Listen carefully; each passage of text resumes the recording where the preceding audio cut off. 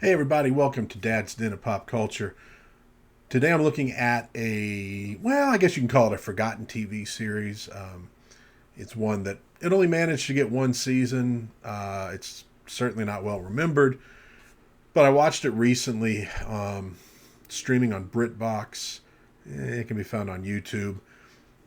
I rather liked it, although I could see why maybe it didn't quite make it into the pop culture pantheon. The show is called The Baron.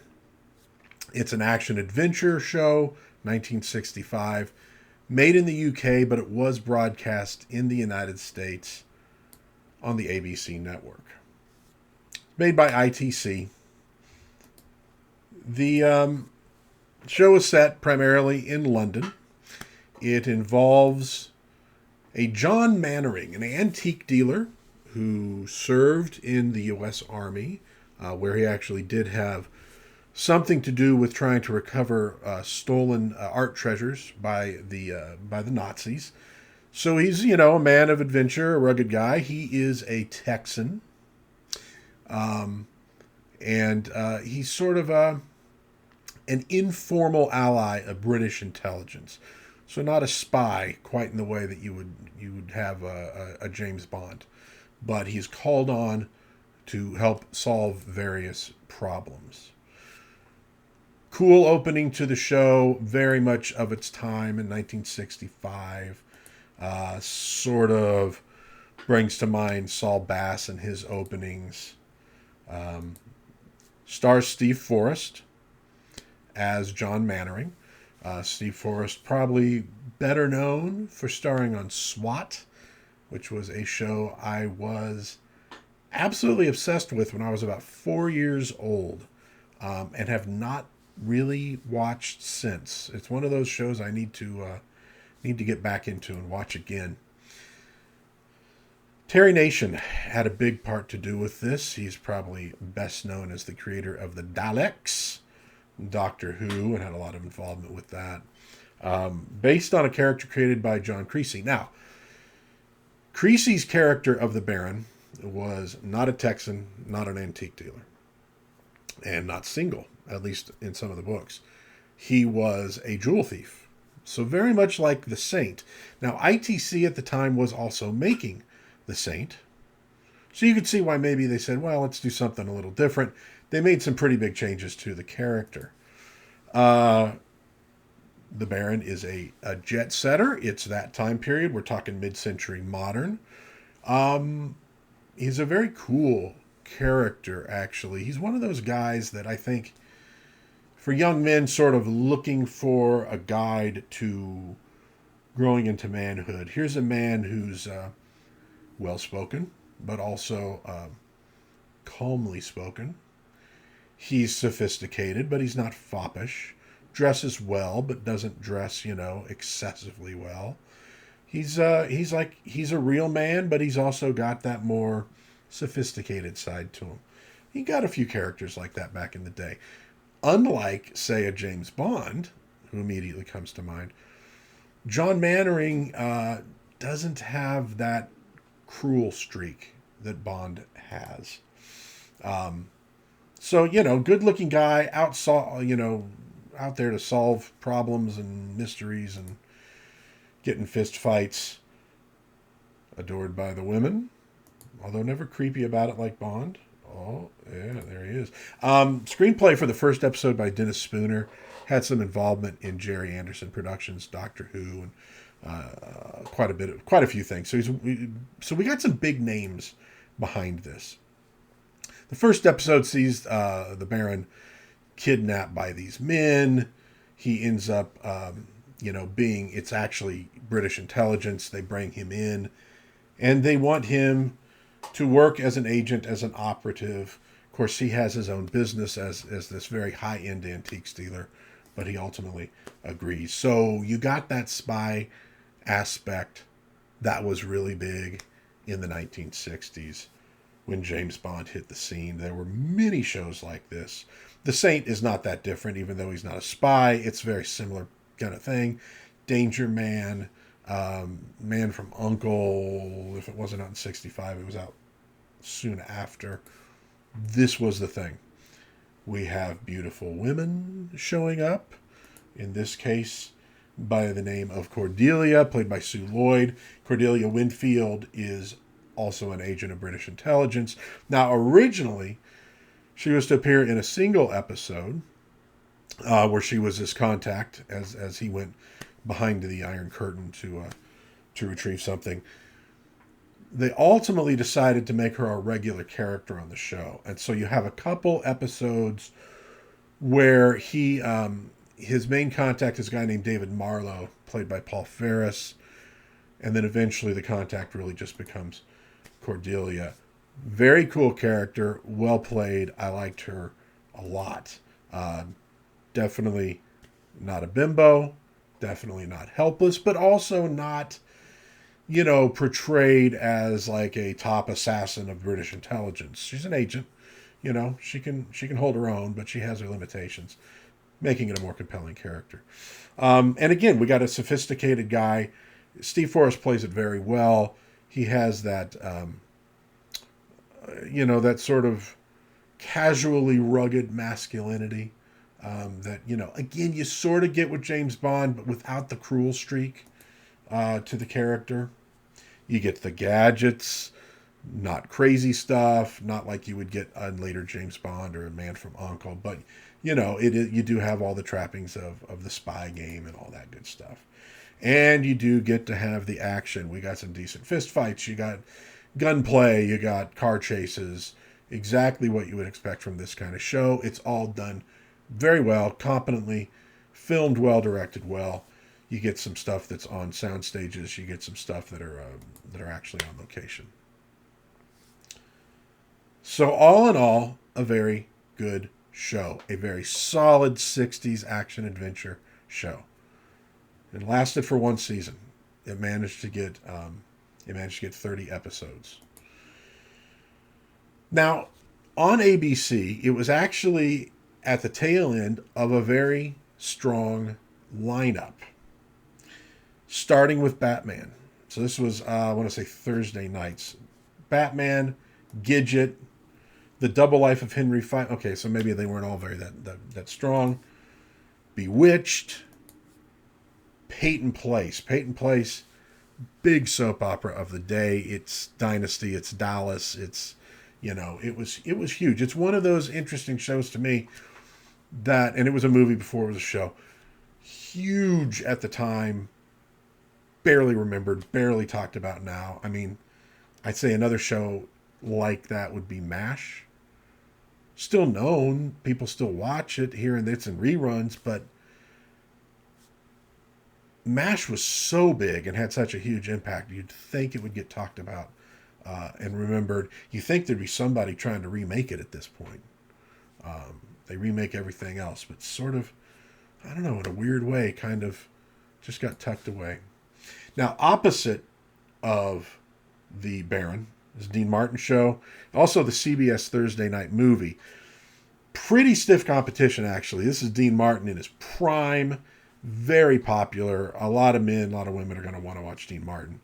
And don't discount a Thursday Night Movie. Remember, this is pre-VHS, pre-DVD, pre-streaming, even pre-cable, pre-HBO. So movies are in the theater. They're gone, they're gone. You don't see them again until they show up on TV.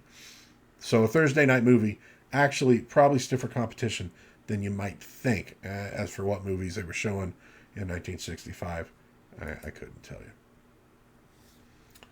So why does the show only get one season? It was coming out in a very crowded time for American pop culture. 65, 66, 67 see a massive number of shows that are still talked about, imitated, get merchandise made for them to this day. And we're talking about, 60 years later. Huge. I mean, in 1965, was anything from 1905 really remotely relevant? Not really.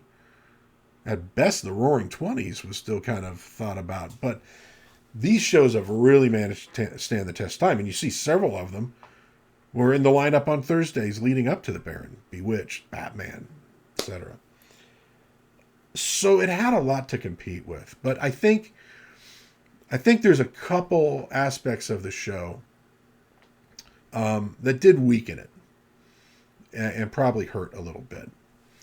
Now, one of them actually is one of the things that I like, and this shows you where tastes can really make an impact here, is that Mannering is a very stand-up guy. He's not like a caricature of virtue. He's a somewhat reluctant hero, but not that reluctant. And he's definitely a guy who's like, when he gets involved, he's getting the problem solved. He's trustworthy. He's brave. Well, he's everything a guy really should be. But what he's not is roguish. He doesn't have that roguish sort of aura about him that you got with The Saint, with James Bond, with James Garner on the Rockford Files or Maverick. Those are people that in real life may be kind of a pain in the ass, but in entertainment, they're a little more interesting. Think of the Mannering character as being a little bit like Scotty from Star Trek, Well, okay, Scotty's my favorite Star Trek character because he's Mr. Reliable, which is something I try to be in my life. But, James Kirk is getting more of the attention, right? He's, a little more of that rugged, boyish good looks and all that kind of stuff. So I think that might have hurt the show a little bit. He's a great character and he's played well, but he doesn't have that sort of devilish aspect that kind of draws people in. The show also made very bare hints at maybe a relationship forming between Mannering and Cordelia, but only barely. And I think that it's a tough place for a show like this to be. But I think if there had been a bit more sexual tension between the characters, maybe a little more flirtation between the characters, maybe a little bit of the characters at odds, but like in a good way, that could have helped draw in viewers. You got that on The Avengers, which was also showing that year on American TV, Steed and Peele. You get that with, like, say, a James Bond or The Saint, where it's not a regular female lead, but, you have a rotation of beautiful women, and so there's a certain seductive quality and all that kind of stuff. And, of course, probably done maybe the best it could be done on Moonlighting years later, with the whole Dave and Maddie going at it, but eventually actually becoming an item, which kind of destroyed Moonlighting to some degree. That's the difficult thing with shows like that. Sam and Diane on Cheers, kind of the same thing. That kind of tension over several seasons can actually start to become rather annoying, and you're kind of like, oh, are they going to get together or not? Well, they just get together. Then they get together, and you completely lose that aspect of the show. So, with Cheers, Sam and Diane finally come together and break apart, and eventually, ultimately, Diane moves on. You get Rebecca, and they played it a little different and made it a little more sustainable. Moonlighting, they come together, it kind of destroys it. So that can be a tricky thing to do, but they really don't even try to do it at all on the Baron. And I think if you had that, especially when you're on right after Peyton Place, which is all about sex, betrayal, scandal, maybe you hold on to an audience that way. But ultimately, the Baron didn't hold on to it. But it did produce 30 episodes. Most of them are very solid. A few of them I particularly liked. One that comes right to mind is You Can't Win Them All, which has a great poker sequence where they're playing for a really precious antique, and Mannering knows he's up against a cheater and sort of has to find a way to out-cheat the cheater. Has some really good moments in it. The High Terrace was pretty cool. It's like this, sort of a fake cult that's using its members. Had some good material. The Long, Long Day is where he's protecting this woman from the mafia, and he and she are sort of trapped in this little Italian hill town, with no easy way to get out, and they have to make some alliances. And there's a really good bit in that of a couple of the locals who, hey, the mafia, I'm staying out of it, but ultimately kind of like find their manhood and get involved in a decisive way. That was a nice thing to watch. Time to Kill. Good episode. It's very Cordelia-centric, where she gets involved with a precious brooch that's being sold that supposedly carries a curse, and some people want it back, and she ends up captured in this, the lair of the bad guys, and has to come up with an escape plan that's really pretty ingenious and almost works. So some really good, solid episodes. I think you'll enjoy it, even though the show didn't manage to really make it, didn't manage to make a big mark on the world. Solid entertainment. It really is. And in one of the early episodes, a car goes over a cliff, and I'm like 95% certain it's the clip that was used on Toonce's The Driving Cat on Saturday Night Live in the 80s, when Toonce's would inevitably drive a car over a cliff. Watching the episode, that happened, and my eyes bugged out. I'm like, oh my God. It's Toonce's The Driving Cat. If you're, maybe if you're an SNL 80s fanatic, you want to try to find that particular scene. Are there any 80s SNL fanatics that are that desperate to see a clip of a car? I don't know. Maybe they are. But Toonce's The Driving Cat was pretty awesome. So, The Baron, hey man, I know it only made one season, but give this show a try. Like I said, you can find it on YouTube. You probably shouldn't be able to, but you can. You can find it streaming on BritBox. You're going to get better quality if you do BritBox. Fun show. If you like that mid-century modern 60s action-adventure vibe, little James Bond, little Saint kind of mixed in there.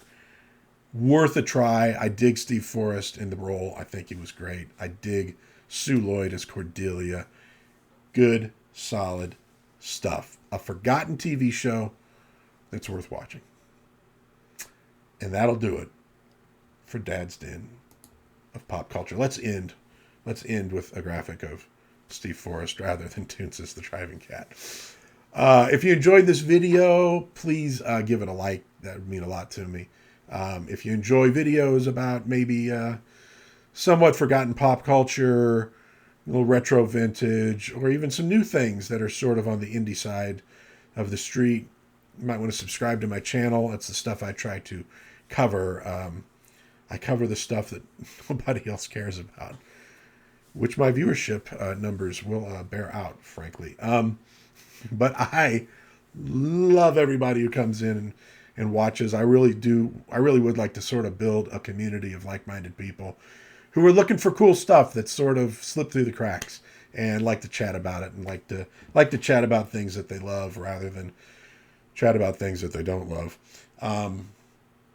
So anyways, yeah, if you could subscribe, that'd be cool. Share it with friends maybe too. Hey, God bless everybody. Try to be kind out there to one another, and try to have some fun. Because, got one life to live, man. Get in there and have a good time if you can. And I will see you next time, hopefully, on Dad's Den of Pop Culture.